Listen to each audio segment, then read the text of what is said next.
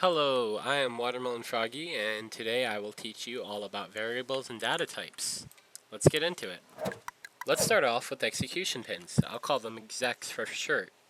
Execution pins are what sends power to objects. Take a piston, for instance. It has 3 execution pins: place, stop, and reverse. Next are ints.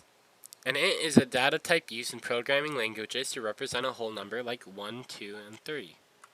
They're very useful for storing numbers.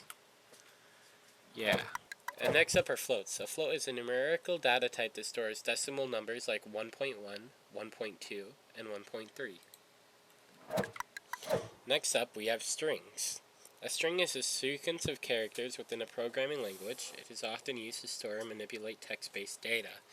Strings are useful for creating and manipulating text-based data, such as words, sentences, and numbers. And last is boolean. I'll call it bool for short. A bool is like a light switch. It can either be on or off, yes or no, true or false. Booleans are useful because they are used to represent true or false values, which can be used to evaluate conditions, control the flow of programs, and make decisions. They can also be used to store data that can be used in a variety of ways, such as determining whether a user is logged in or not, or whether a certain feature is enabled. These are just the most used of a ton of other variables. If this video gets enough views, I will go over the other ones in another video.